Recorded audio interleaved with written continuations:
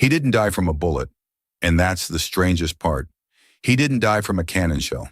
He died from a cut, a small, forgettable cut on his left hand. This is the part war history hides, the part that never makes it into paintings, monuments, or medals. Because there is nothing heroic about a man dying slowly from a wound smaller than your thumbnail. And yet, this wasn't rare. It happened again and again. Soldiers didn't just die in battle. They died after it. Not from big weapons, but from something small, something invisible, something no one saw as a real threat. How does a small wound kill a grown man in the prime of his life?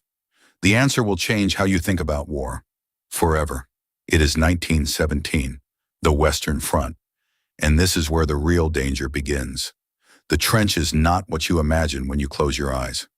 It is not clean. It is not organized. It is a wound in the earth, long, narrow, and festering. The walls are packed dirt and rotting wooden planks, constantly sweating moisture. The floor is thick, freezing mud that clings to your boots and refuses to let go.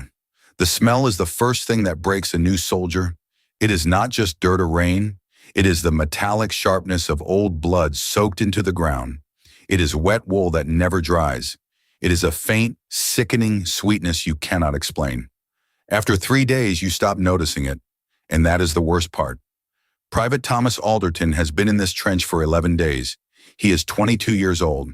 He is thinking about getting through the day alive. This morning, while moving ammunition crates through a narrow passage, a rusted nail catches the back of his right hand.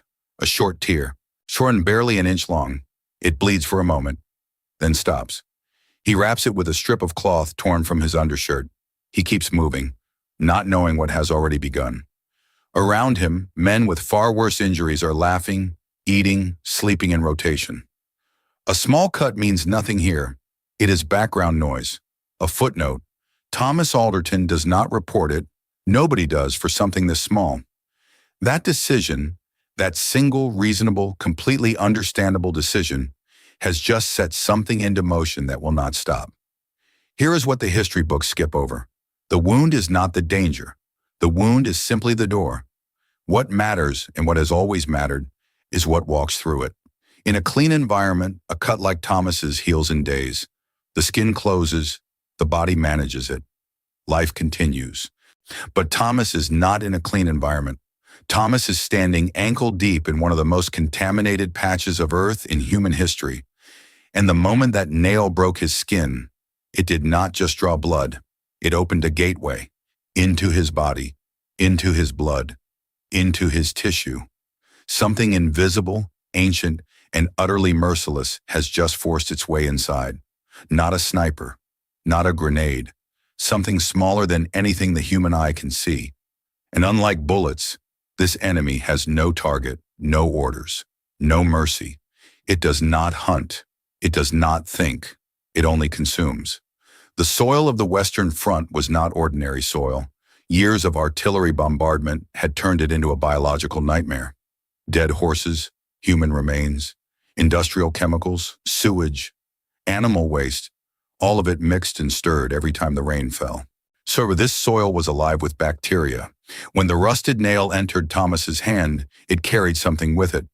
Clostridium, Staphylococcus, Streptococcus. Once inside, they don't wait. They colonize the wound. They multiply rapidly. They release toxins that begin breaking down the surrounding tissue. The body responds. White blood cells mobilize. The wound becomes red, swollen, warm.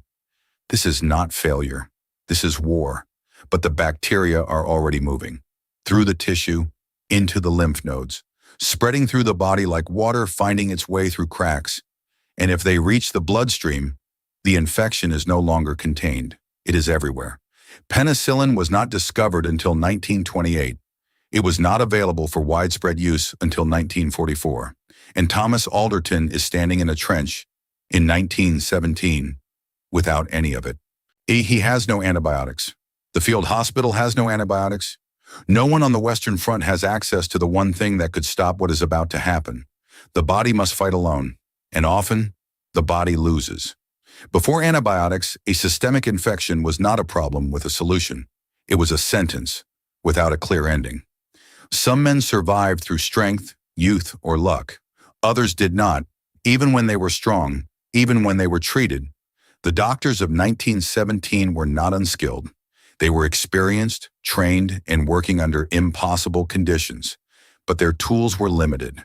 Antiseptics, draining wounds, and, in the worst cases, amputation. They could slow the infection. Sometimes they could stop it. But they could not kill what they could not see. And among all the bacterial threats in the trenches, one stood above the rest in speed, brutality, and near certain death when untreated. Gas gangrene, the organism responsible, Clostridium perfringens, thrives where oxygen cannot reach. Deep wounds, crushed tissue, flesh sealed from air. The trenches were the perfect environment. Once inside the body, it does something few others do. It produces gas, hydrogen, carbon dioxide. That gas builds inside the tissue itself. Press the skin, and it crackles. Surgeons called it crepitus. Soldiers called it something else, a sound they never forgot. These toxins don't just damage tissue, they destroy it. They break down muscle at a structural level, turning living flesh into a gray-green, foul-smelling mass within hours. The infection spreads at a visible rate. Surgeons reported watching the line of discoloration move up a limb during an operation. The only reliable treatment was amputation, cutting above the infection and hoping it had not already gone further. If it had, there was nothing left to do. To understand this, you have to understand where they were living. The trenches were not just uncomfortable, they were among the most dangerous environments a human could exist in for long periods of time. Water filled the ground. After heavy rain, men stood knee-deep in it. This water was not clean.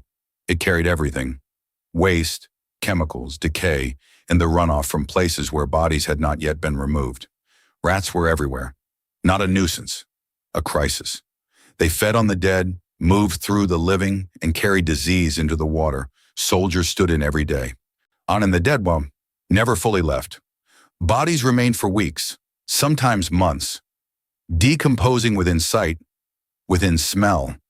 The same bacteria breaking them down, waited in the mud, on the wood, on the metal, on everything a soldier touched.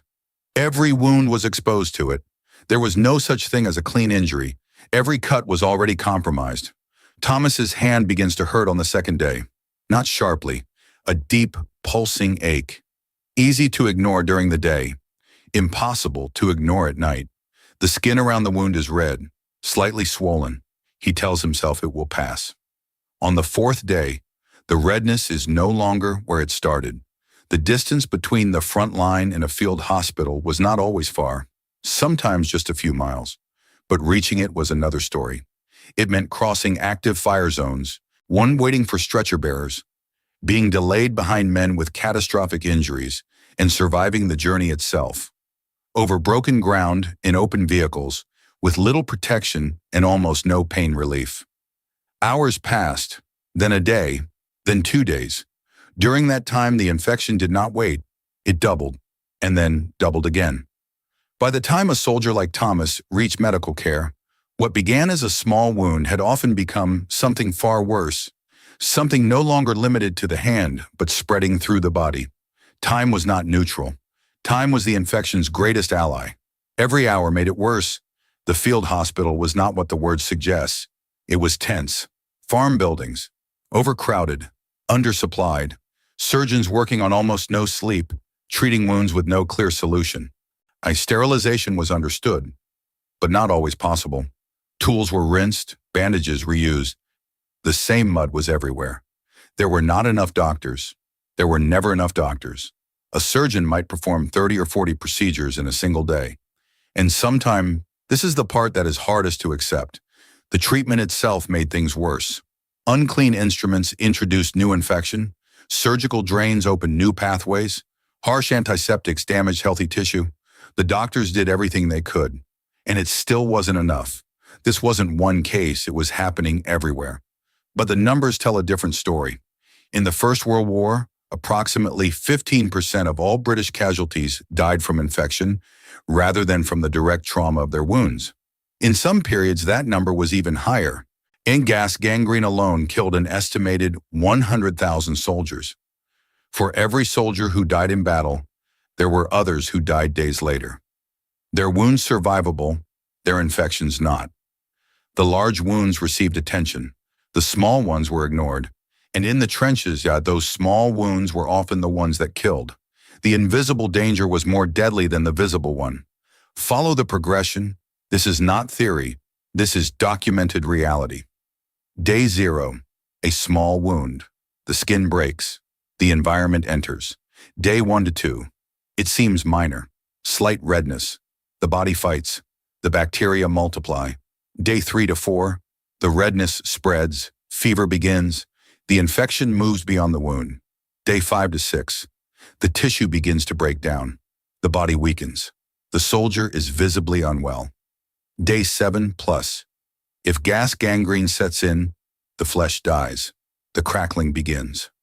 The smell becomes impossible to ignore. At this point, there are only two paths: amputation or collapse. And if the infection has reached the bloodstream, if the body begins to shut down, with no antibiotics, no modern support, no way to stop it, the outcome is almost always death. From a cut smaller than your thumbnail, war is often taught as a story of external force: bullets, bombs, gas. But the body does not care where the danger comes from. And in the trenches, the danger was not only across no man's land, it was beneath their feet, on every surface, waiting for the moment the skin broke. The men who died this way did not fail. They were placed in an environment the human body was never meant to survive. The enemy inside was quieter than the enemy outside, and it was more efficient. There is a certain silence in a military cemetery, not peaceful, heavy. The silence of stories that ended too early. Some of those names carved in stone belonged to men who did not fall in battle. They got a cut, a nail, a wire, a small mistake, and then the earth got inside them. We remember war through its loudest moments, but its true cost is quieter, slower, hidden. The most dangerous thing in the trenches was not always what you could hear coming. Sometimes it was already inside you. Sometimes the smallest wound was the one that ended everything.